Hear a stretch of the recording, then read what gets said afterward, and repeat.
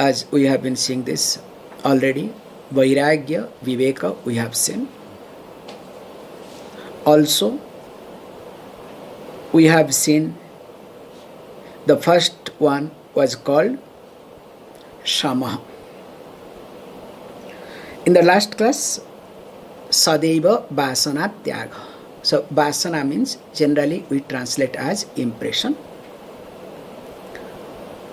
But here we discussed in details that whatever we experience, that impression stays in the mind in the dormant condition. And that works like a pointer. And based on that, it starts picking up different type of thoughts. And when based on prarabdha, when we come across any given situation, now this vasana starts interpreting. So prarabdha brings the situation and vasana starts interpreting. And based on vasana, because what we call as vasana becomes triggering point. So based on that trigger, now the purushartha starts moving. That's why he used this word, sadaiva Vāsanā-tyāga iti.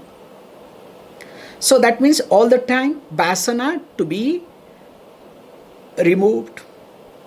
One should dissociate with vasana. And what sort of vasana? So we discussed that there are two types of vasana. One is called subha, other one is called ashubha. So that which is healthy, that is called shubha vasana. That which is called ashubha is called unhealthy. So here when he says Vāsanā-tyāga means adopting more and more subha vasana. So when I adopt more and more subha vasana, ashubha vasana goes back. Because I cannot eradicate all my vasanas. This is also to be very clearly understood. Whatever we may do, it is like whatever way you may do, you cannot delete all the data from your computer. It is impossible. So you may think that you are smart, you have deleted all the data, and if we give that phone or that computer to the forensic lab, they will find out all the details. So how that works, same thing also, that the vasanas that I have gathered not only in this life, many lives. So all are intact. It is not only in this hard disk called brain, also there is internet cloud disk. So everything is being stored. So I really cannot get rid of all my asubha vasanas. It is impossible. So that's why what happened is, in present era, so instead of adopting subha vasanas, when they try to look at more you dig to asubha vasanas, then more you are caught with asubha vasanas. Can you see this point? However, let us not get into that area. That is another area altogether. So here is being said, adopting more and more shubha vasana takes care of your ashubha vasana. Let the ashubha vasana be there. How does it matter to me? Now, because of shubha vasanas, ashubha vasanas goes back to the dormant condition. I don't allow, that's why they say, never ever try to wake up the sleeping lion, okay? Let the lion sleep. So when the lion is sleeping, just, you pass by quietly. So this life should be passed by just somehow.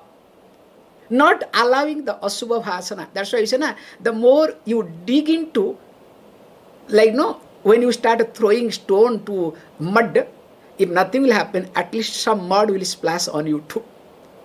Same also policy here, asubha vasana. Now this asubha vasana, because here it is a constant reminder.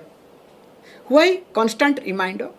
Because generally, as I told you, this vasana that we all have, it continues. That's why we have a lot of things to say, that even if the Jnanis, they also are part of their vasanas. There are many examples are there. And when these are things are there very clearly, what we need to look at here is vasana, let it continue, but because of my shubha vasana, I am not dragged by ashubha vasana, and because of my prarabdha, if that comes, because remember, what is there in my prarabdha, what is there in any one of us, our prarabdha, nobody knows. That is what a prarabdha is.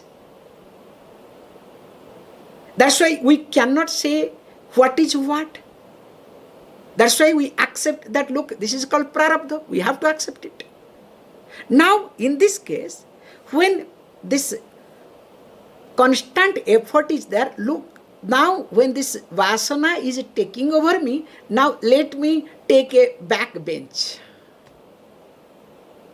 Take me a back seat, okay? Watch. Okay, I am now going along with it. What is going on?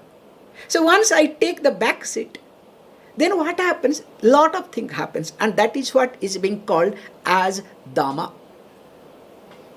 So the next, what he says beautifully, that when there is this Vāsanā-tyāga, after Vāsanā-tyāga, nigraho bāhyavṛttīnāṃ dama ityabhidhīyate. Verse number 6. As all of you know, dama, already we have sent this message, already you must have seen in all the posts. So dama means control over sense organs, in short. Actually, this is good, that is what popularly translated, nothing wrong in it. But we need to look at little differently, and of course carefully. So when we say that damaha is control over sense organs, that to external sense organs. Why?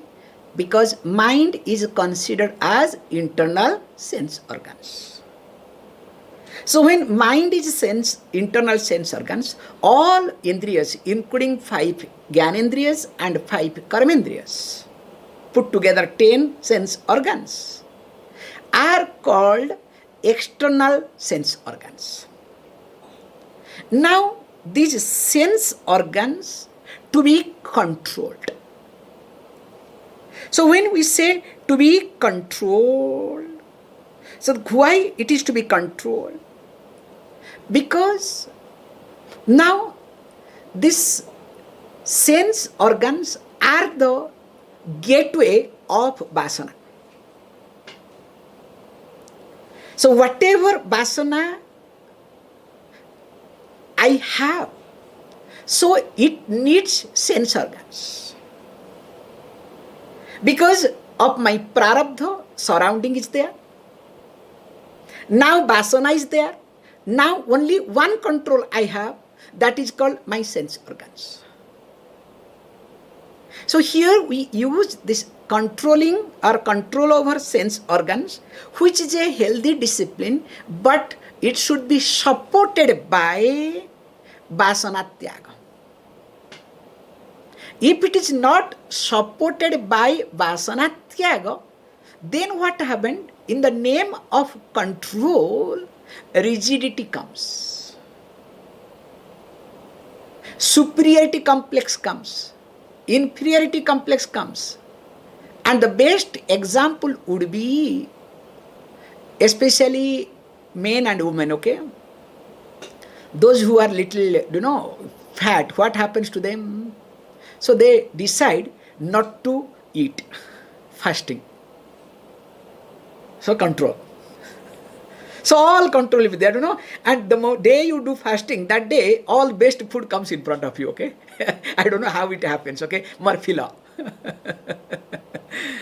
Then what happens? Okay, you manage. No, 7 days I will not eat. 15 days, 1 month, 2 months, perfect. So 3 months, whether you decrease or not, but definitely you don't increase, okay? This much I can assure you.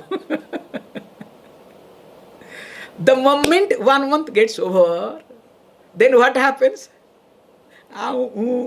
You understand? I did my job. Then what happens? Are you back to the square or not? Does it happen or not? Many people. And of course, those who maintain, they maintain. That is another thing, okay? Like, somebody said beautifully, earlier days, especially girls and women, what they used to pray, whenever they go to girls, when they go to temple, they will pray, "Oh Lord, I should have the best husband, best family." And of course, after married, they will say, "Let my children be best." Husband is out, okay? Because already marriage is over, okay? Husband is over in the list, only children. But nowadays, the prayer is only one. Before marriage, after marriage, okay? All these girls, what they do? "Oh God, bless me in such a way, I can eat anything and everything, but I should not put on weight." You understand? It's a very big blessing. If God can give this sort of blessing, really amazing, okay? I can eat anything and everything without becoming fat. However, how this happens? I stop, I control, and the moment it goes other way around, I go out of my way. So when I am going out of way, that is what we call fluctuation. And why this happens? Also, we need to be very careful, because I am not able to look at śama properly. Number one. And of course, there is no viveka. There is a confusion with reference to viveka. And because of this, definitely the next result, that is called uparamaha or uparati, both are one and same, will not work at all. So we need to see this system carefully. So let us look at the next verse. विषयेभ्यः परा वृत्तिः परमोपरतिर्हिंसा सहनं सर्वदुःखानां तितिक्षा सा शुभा मता. Says beautifully, this uparama. So uparama is called as what? That paravṛttihi visayabhyah and sa vṛttih parama uparati iti.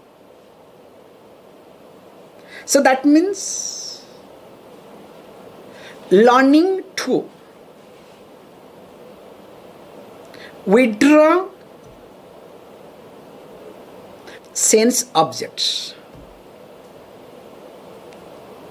So turning away one's own self, that is what translation I put it. Turning away from sense objects, especially that sense objects binds me. So whatever sense objects binds me, suffocates me,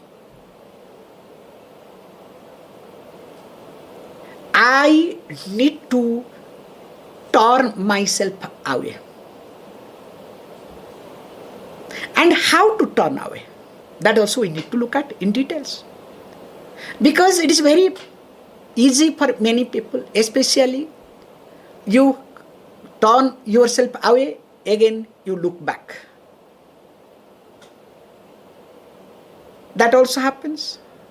But here he says beautifully, that only will happen when you see the limitations of the objects. Without seeing the limitations of the objects, if only you highlight your pain, your worries, your insecurities. Remember, whenever, for example sake, I can say, this also happens. The spicy food, this is a good example, okay?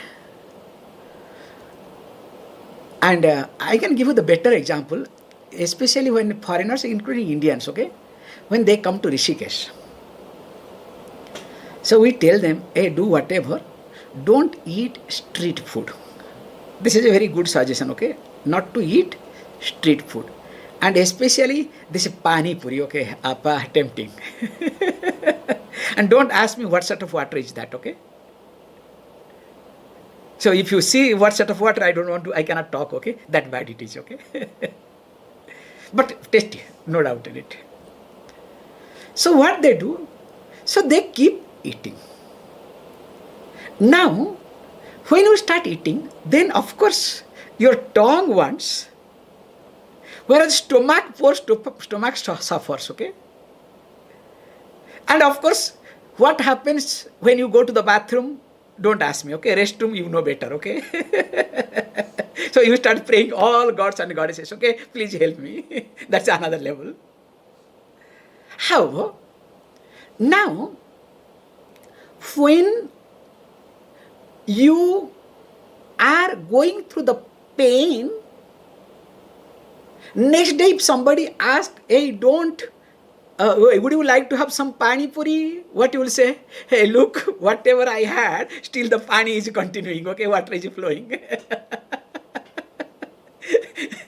So please don't ask me anymore, okay? This is the example sake. Now, why do you say? That is also uparathi. So you have turned yourself away from pani puri. There is no doubt in it.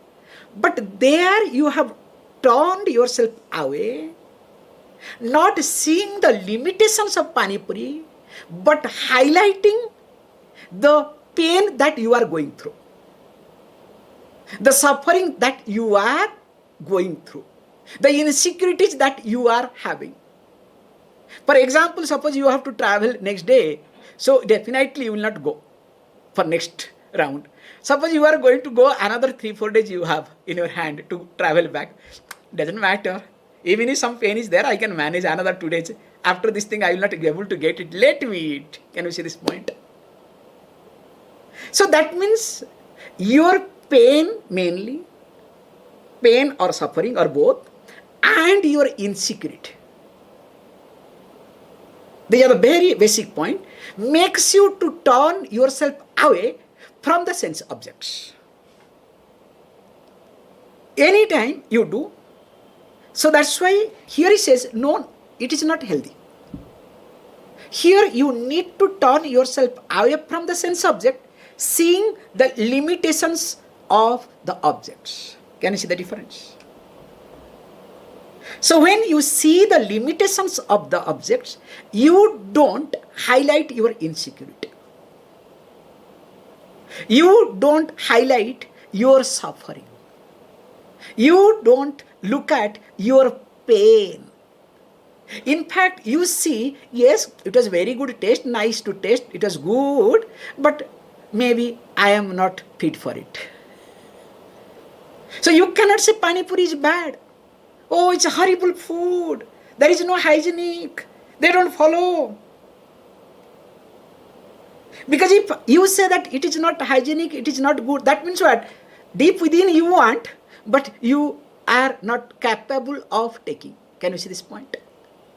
The small example. So you are neither for pani puri, nor you are against. In fact, while passing by, if somebody is eating pani puri, you stand, wow, nice. So how is it? Are you enjoying? Or somebody comes back, so did you eat pani puri? You can ask also, okay? That is how I do it, okay? Whenever you want to have pani puri, please go away, but make sure water is good. Or else only you can have, that dried ones, but don't drink water. But without water, pani puri is not interesting, okay?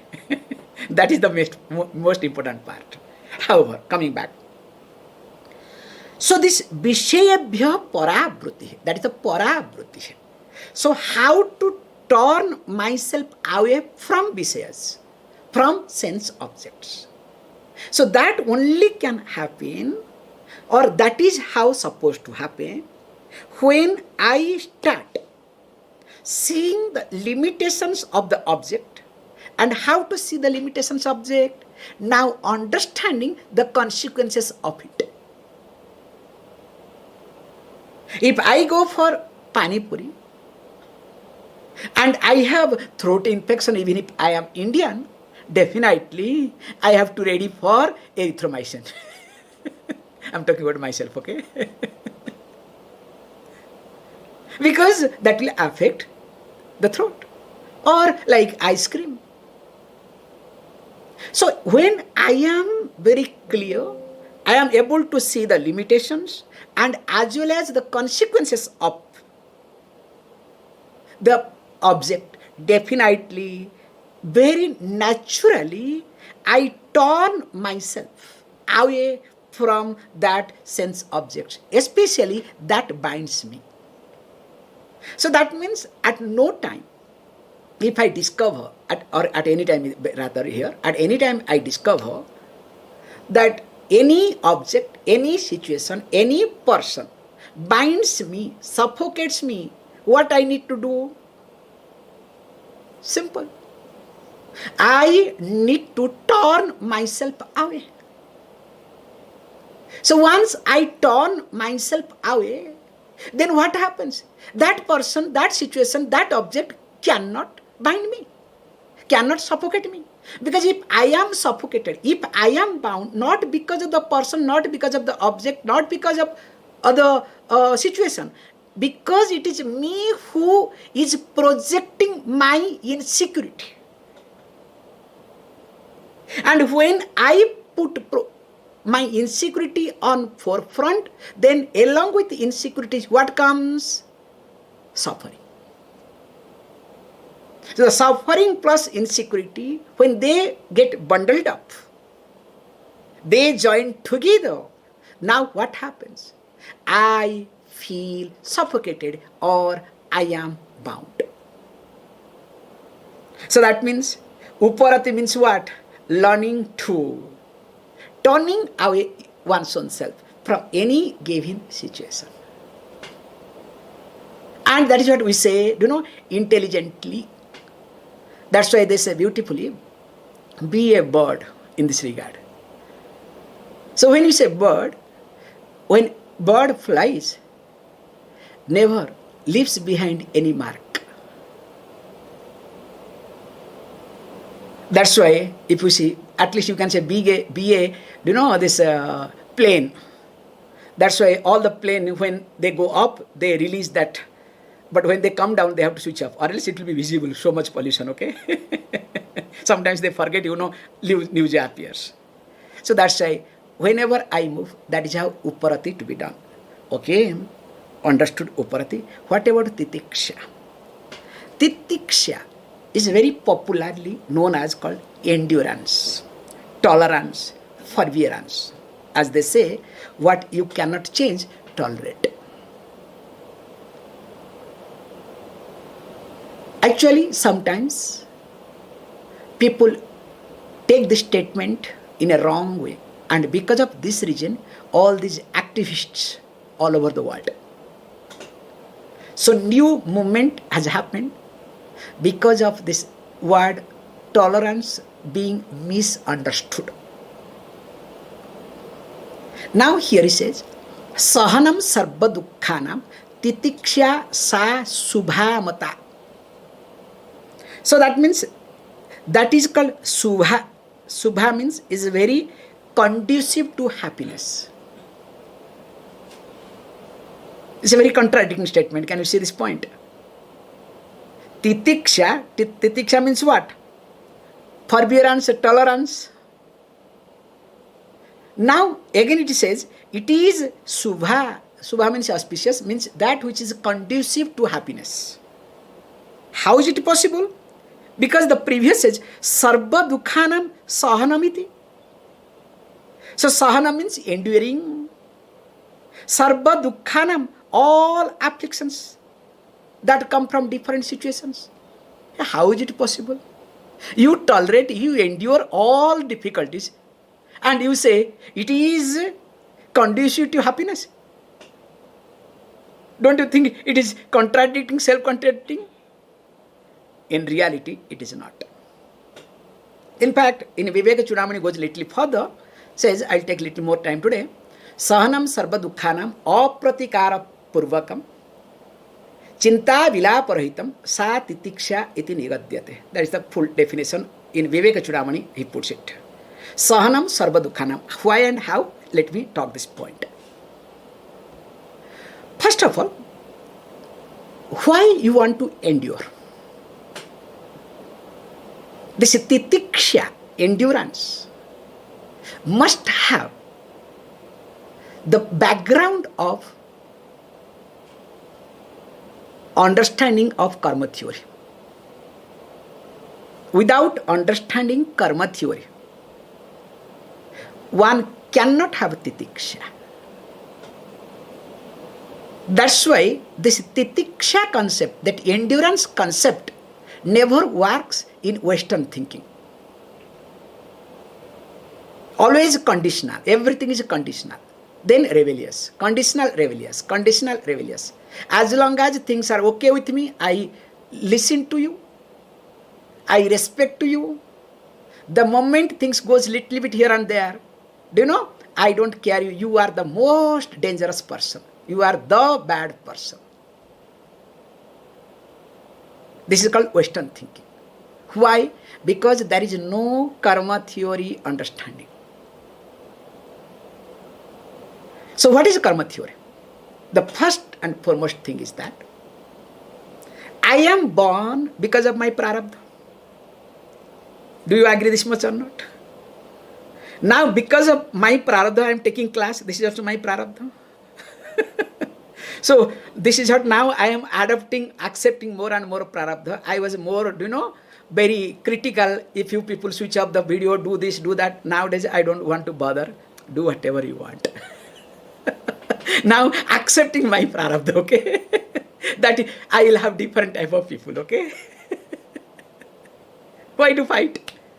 Now, in prarabdha, there is good, also there is bad. Now, prarabdha cannot be only good. Good means conducive to me, to my likes and dislikes. If all prarabdha is conducive to me, I should be a devata, not a human being. By default that I am a human being, that means I am a mixture of both papa and punya. Is it clear? Now, when I have my prarabdha, so because of prarabdha, different people come in my life. So somebody puts a garland, somebody slaps, somebody scolds, somebody blames. Now this garland or blame, does it come because of the person or because of my prarabdha? Be honest. Which is right? It is because of my prarabdha. It has nothing to do with other person. Other person just an instrument. If this person does not come, some other person will come. So that means, if my prarabdha is this, am I supposed to allow the prarabdha to unfold or not? If I don't allow the prarabdha to unfold, what will happen? Again, it will continue with me or not? It has to continue because prarabdha has to be fructified. So that's why allowing the prarabdha to fructify is called titiksha. Can you see this point? Allowing with this understanding, allowing the prarabdha to fructify with this understanding is called prarabdha. Is called titiksha. That's why sahanam sarva dukkhanam, tolerating, enduring all the conflict that comes from people, affliction that comes from people, situation, or from objects. Now, apratikara purvakam, without any revengeful mind. That is the most important thing. Because once I become revengeful, then what happens? I don't understand prarabdha. I create more problem for me, not for others. So, apratikara purvakam, without any revenge. But again it says, chinta vilaparhitam. There is another statement, very powerful statement. Chinta vilaparhitam means without any chinta, any lamentation. No murmuring, no worries. And of course, vilapa, no bursting out, okay? Didn't I do this? You did not look at me. You did not do this. Dama. You understand? Chinta vilaparahitam. No murmuring within, also no shouting at externally. And that is what is called titiksha. And that is called subha. Why it is subha? Because it is conducive for your growth. Because you are allowing the prarabdha to fructify. So allowing prarabdha to fructify is called titiksha. Or else any method that you follow for titiksha, you will be fed up one day or other. Then you will say, oh God, I was in a wrong path, wrong track. I have been cheated. I did not do this rightly. Why did I do this? I wasted my time, my life. All are wrong. More of it. We'll see. Om Purnamada Purnamidam Purnat Purnamudachyate Purnasya Purnamadaya Purnameva Vashishyate. Om Shanti Shanti Shanti.